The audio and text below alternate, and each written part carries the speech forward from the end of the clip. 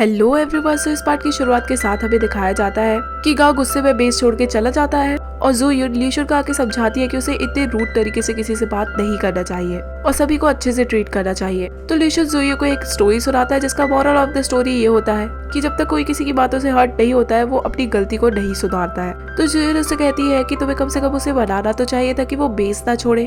तो लीशुन कहता है कि वो इतना बड़ा है कि वो सही और गलत का फर्क जान सके, इसलिए वो खुद ब खुद समझ जाएगा।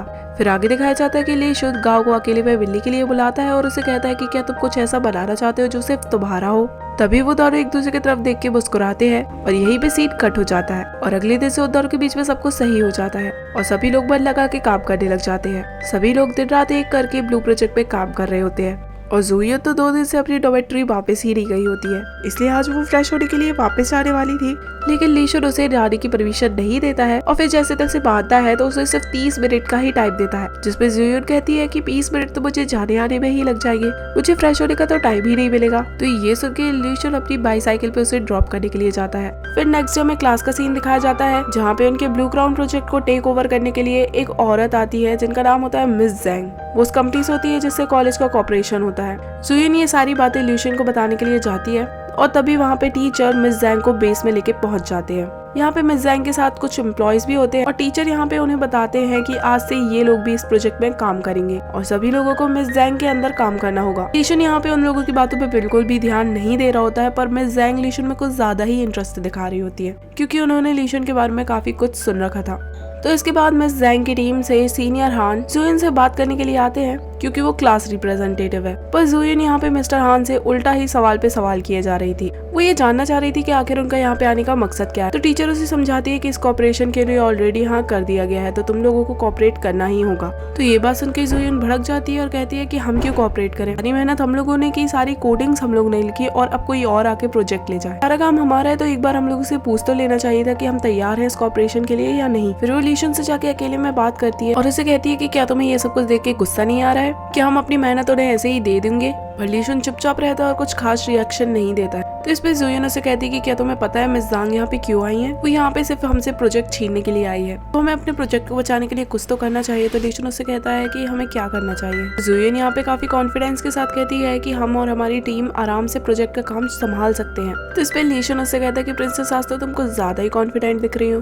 तो ज़ुयुन उससे कहती है कि क्या तुम्हें सच में गुस्सा नहीं आ रहा है, तुमने तो हम लोगों से कई गुना ज्यादा मेहनत की है। तो लीशुन उससे कहता है कि क्या तुम मेरे लिए सॉरी फील कर रही हो। तो ज़ुयुन उससे कहती है कि हमारी टीम ने इतनी मेहनत की इस प्रोजेक्ट के लिए और वो सारा क्रेडिट ले जाएंगे, क्या तुम्हें इस बात पे जरा सा भी गुस्सा नहीं आ रहा है। तो लीशुन उससे कहता है कि प्रिंसेस तुमने अभी ये दुनिया नहीं देखी है, ऐसी बहुत सी चीजें हैं जो तुम्हें अभी समझ में नहीं आएंगी। यहाँ पे मिस जैंग से भी ज्यादा बुरे लोग हैं जो हमेशा तुम्हें नीचे दिखाएंगे और तुम्हें नीचे लाने की कोशिश करेंगे। अगर मैं इन सब के बारे में सोचने लगा तो मेरी जिंदगी इनसे बदला लेने में ही निकल जाएगी। तो ज़ुयुन उससे पूछती है कि क्या तुम्हें किसी की भी फिक्र नहीं है। तो लीशुन उससे कहता है कि मेरे पास इन सब के लिए टाइम नहीं है क्योंकि टाइम काफी प्रीशियस है और ये सिचुएशन अभी विन विन सिचुएशन है और अगर हम अभी कुछ करेंगे तो हम दोनों को ही बुरी तरीके से नुकसान होगा और मिस जैंग की वजह से मैं अपना करियर बर्बाद नहीं करने वाला। इस पे ज़ुयुन उससे कहती है कि क्या हम तुम्हारे लिए कुछ मायने भी रखते हैं या नहीं, मुझे तो लगा था कि तुम हम सभी को दोस्त समझते हो। तो लीशुन उससे कहता है कि कुछ भी मत सोच लो, उनकी कंपनी का हमारे कॉलेज से कॉपरेशन है और टीचर ने ऑलरेडी डिसीजन ले चुका है, हमें सिर्फ काम करना है, इसलिए हमें भी अपना सिर्फ काम पे ही ध्यान देना चाहिए। ये कह के लीशुन वहाँ से जाने लगता है तो ज़ुयुन उसे रोकती है और उसे कहती है कि ये बेस तुम्हारा है, ये प्रोजेक्ट भी तुम्हारा है, तुम जिसे चाहो इस प्रोजेक्ट को दे सकते हो, पर इस प्रोजेक्ट के लिए अब मुझे और काम करना है या नहीं ये मेरा डिसीजन हो। ये कहकर ज़ुयुन बेस छोड़ देती है। लीशुन ये सुन के शॉक्ड हो जाता है, पर वो अभी के लिए उसे कुछ भी नहीं कहता और उसे यहाँ से जाने देता है। फिर इसके बाद दिखाया जाता है कि ज़ुयुन रेन से मिलने के लिए जाती है जहाँ पे वो सारी बातें उसे बताती है। तो रेन से कहती है कि जहाँ तक वो लीशुन को जानती है उसने ऑलरेडी कुछ ना कुछ सोच रखा होगा। और यहाँ नेक्स्ट डे हमें दिखाया जाता है कि मिस जैंग अपना अत्याचार स्टूडेंट पे चालू कर देती है, सभी लोगों को सुबह से बुला लेती है और काम पे लगा देती है और ये ऑर्डर देती है कि अब वो इस प्रोजेक्ट की इंचार्ज है और अब जैसा वो कहेगी वैसा ही सबको करना होगा और सभी को प्रोफेशनल तरीके से काम करना होगा, सभी को टाइम से आना होगा और काम खत्म करने के बाद ही वो घर जा सकते हैं। लीशुन भी उसकी बातों को माइंड नहीं करता है तो सभी लोग काम पे लग जाते हैं। मिस जैंग यहाँ पे उनके आर्ट डिजाइनर के बारे में पूछती है जो कि ज़ुयुन होती है। फैंग उनसे कह देती है कि उसकी अभी क्लासेस चल रही है, पर मिस जैंग को उसकी बातों पे शक होता है और वो उसका शेड्यूल दिखाने के लिए कहती है। तो फैंग डरते हुए ल्यूशिन की तरफ देखती है और स्कूल की वेबसाइट खोल के उन्हें शेड्यूल दिखाने वाली होती है, पर इस टाइम गैप में ही ल्यूशिन कॉलेज की वेबसाइट को हैक करके शेड्यूल चेंज कर देता है और ज़ुयुन की क्लासेस अरेंज कर देता है। और जब फैंग वेबसाइट खोल के दिखाती जाती है तो ये सारे चेंजेस वेबसाइट में हो चुके होते हैं। जांग भी ये सब कुछ देख के कन्विंस हो जाती है। आगे दिखाया जाता है कि जो यून अपने शेड्यूल में चेंजेस देखकर वो भी काफी ज्यादा हैरान होती है। फैंग वहाँ पे आती है और उसे सब कुछ समझाती है और उससे कहती है कि लीशन तुम्हें सच में सबसे अलग ट्रीट करता है। ये सुनकर जीयून भी थोड़ा ब्लश करती है और उससे कहती है ऐसा कुछ भी नहीं है। फिर फैंग यहाँ पे बताती है कि लीशन से सारे राइट्स छीन लिए गए हैं।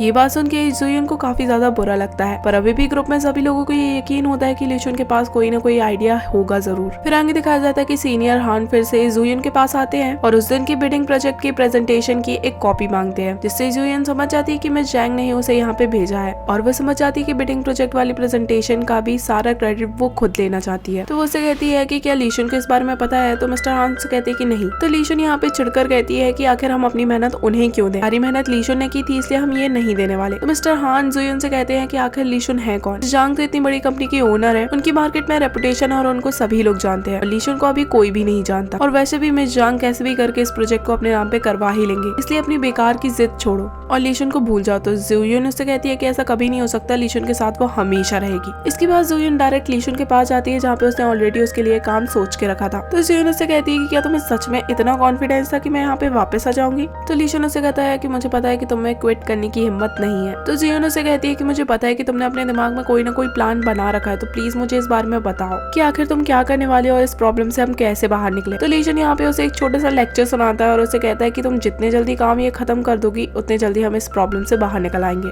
फिर सभी लोग मिलकर इस प्रोजेक्ट को जल्द से जल्द खत्म कर देते हैं, पर मिस जांग अभी भी जुयन का पीछा नहीं छोड़ती है। वो बार बार आके प्रोजेक्ट में कोई ना कोई चेंजेस करने के लिए कहती है, जिसमें लीशन उसकी मदद करता है। फिर फाइनली इस प्रोजेक्ट को कंपनी वालों को दिखाया जाता है, जहाँ पे लीशन और उसकी टीम को दूर बिठाया जाता है। मिस जांग कंपनी के प्रेसिडेंट के साथ मीटिंग कर रही होती है। फिर उन्हें इस वेबसाइट की डिजाइन काफी ज्यादा पसंद आती है। लीशन और गाओ अभी भी कोडिंग किए जा रहे थे और कोई भी जुयन को नहीं दिखा रहा होता है। फिर इस प्रोजेक्ट के पूरा होने की खुशी में लीशन सभी को ट्रीट देता है। यहाँ पे सभी लोग क्लब में जाके काफी ड्रिंक कर लेते हैं। सीनियर आन तो टल्ली होके अपना दुखड़ा ही रोने लगते हैं कि मिस जांग सभी से जबरदस्ती काम कराती है और अगर उनके लिए कोई काम नहीं करता है वो उस बंदे को ग्रेजुएट ही नहीं होने देती है। इतने सालों में उसने मिस जांग के लिए काफी सारे प्रोजेक्ट किए, लेकिन वो सारे क्रेडिट खुद ही ले जाती है। प्रॉफिट से एक फुटी कौड़ी भी उन्हें नहीं देती है। उसकी ये इमोशनल बातें सुनते हुए सभी लोग काफी ज्यादा ड्रिंक कर लेते हैं और जुयन तो इतना ज्यादा ड्रिंक कर लेती है कि वो चलने तक की हालत में नहीं होती है। जिसके बाद रेन और लीशन उसे शॉपिंग कार्ट में बिठाल के ले जाते हैं, जहाँ पे वो नशे की हालत में काफी ऊटपटांग चीजें करने लगती है। शॉपिंग कार्ट में खड़े होकर चिल्लाने लगती है, जिसपे लीशन उससे कहता है कि अगर तुम होश में हो तो नीचे उतर के चलो।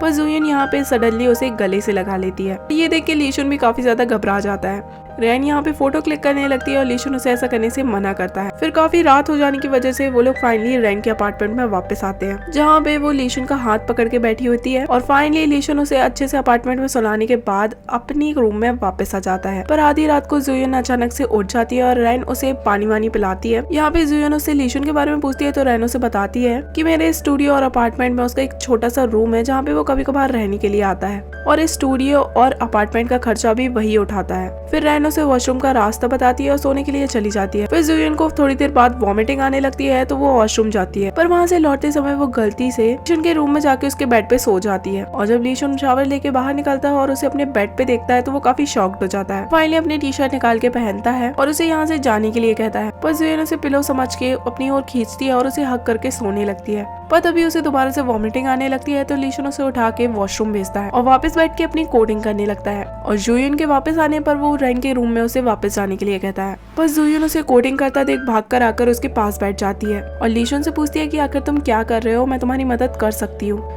पर लीशन उसे नहीं देखने देता है और उसे रूम से बाहर भगा देता है। जुयन को उस पर डाउट होता है तो वो दोबारा से उसके पास आती है, उसका लैपटॉप देखने लगती है और वो उसके लैपटॉप में फाइनली देख लेती है कि वो अभी भी ब्लू क्राउन के प्रोजेक्ट पे काम कर रहा है, पर ये थोड़ा डिफरेंट होता है। तो वो चिल्लाकर लीशन से पूछने लगती है कि आखिर ये क्या है और तुमने मुझे इस बारे में अभी तक क्यों नहीं बताया। लीशन उसका मुंह बंद करने लग जाता है और इसके बाद जुयन उसे इस प्रोजेक्ट के बारे में पूछने लग जाती है। यहाँ पे लीशन उससे कहता है कि लो तुम खुद ही देख लो और वो उसे समझाना शुरू करता है तो वो उसे कहती है कि मैं तुम्हारी कोडिंग अब अच्छे से समझ सकती हूँ। और फिर फाइनली सारी कोडिंग देखने के बाद वो लीशन से पूछती है कि आखिर तुम करना क्या चाहते हो। और इसी के साथ ये पार्ट यहीं पे एंड हो जाता है। तो see you guys in the next part.